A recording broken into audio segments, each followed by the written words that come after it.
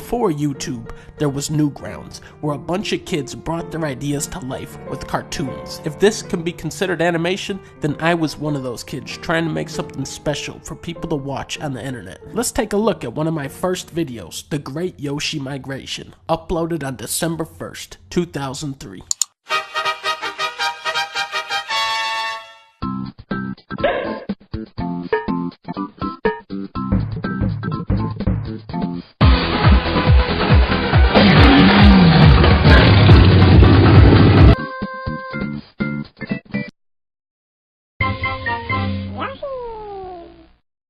What the fuck was that piece of shit? I created that. I don't understand what the fuck just happened there. Now in the sequel here, if you look to the left side, you can actually see the Yoshi continually running in place because I didn't know how to change the size of the screen, and then I hit you with the scrolling text, except you see the end of the sentence first, so that kind of ruins everything. It wasn't until 2004 where I would seek the help of the commenters. Here the description is, "Tell me what you like and dislike, but this movie." As you can imagine, the comments were very insightful. The Seven Panthers said, "Gay, fuck you, I'm Italian." I noticed all the best animations on the internet featured talented cast of voice actors and beautiful, crisp drawings of original characters. So, I made this.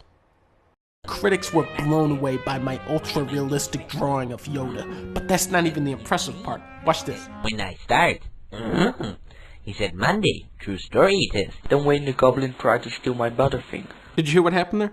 I swapped out the voice actor for Yoda in the middle of the scene.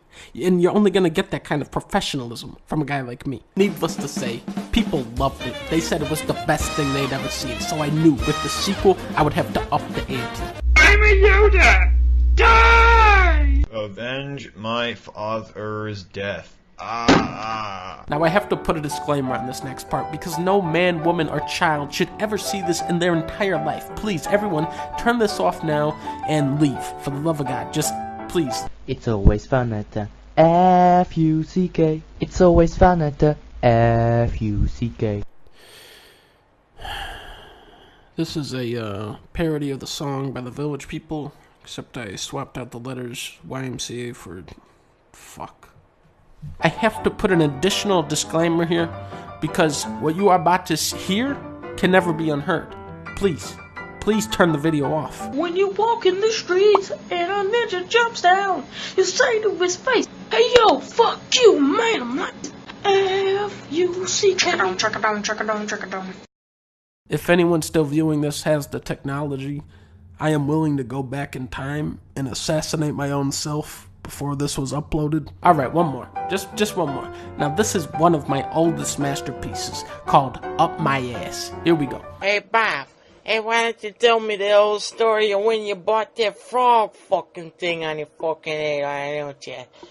Oh, the story of the frog thing on my head. Up my ass! The reason why I've taken you on this elongated intro is really to acclimate you with what animation looks like when you don't have the patience or talent for it. Even though I'm probably the worst animator worldwide, I've been doing this shit since I was 12 years old, so I know all the tricks, I know all the cheats, and I have a huge appreciation for quality stuff, like you'll see in Cuphead. These guys have really gone about nailing the look of this game in the most pain-in-the-ass, time-consuming way possible, and it looks absolutely stunning for it. The thousands of pencil drawings go to the inking department.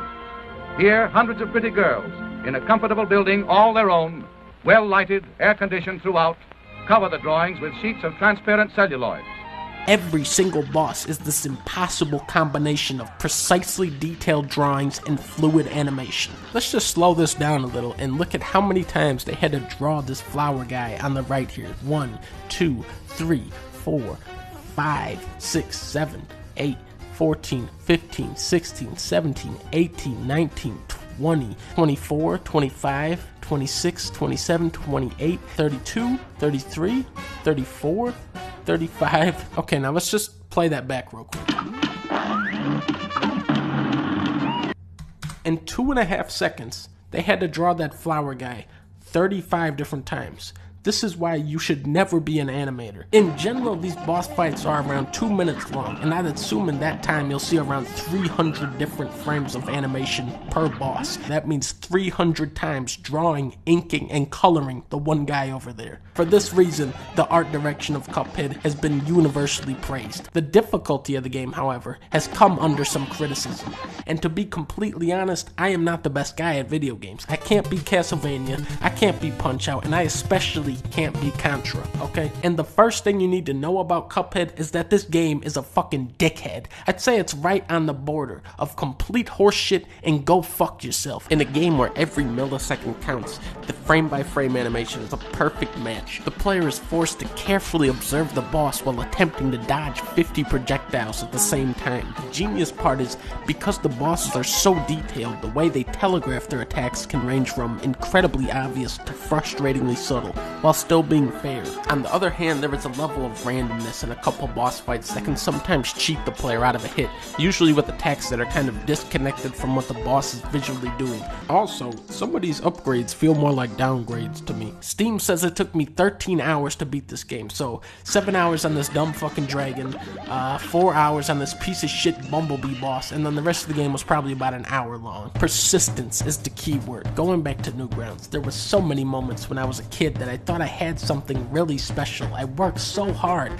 for months on some of those movies, and when I finally put them up, the reception was gay, and that was crushing for me. But for some reason, I kept going back again and again and again, and eventually, I got better. After 7 rage quits, 13 controller throws, 28 angry comments directed at the developers, I got better at the game. So for those of you who've thrown in the towel at this point, I'm saying, try it again, man. You can do it. You really gotta parry those pink attacks, because that's gonna chop off a significant portion of the fight, and you gotta equip the smoke bomb and the scatter shot, especially the smoke bomb. This thing is like 100 times better than every other power-up. There are moments in Cuphead where you'll say, fuck this game, this is bullshit, and trust me, some parts in here really are bullshit.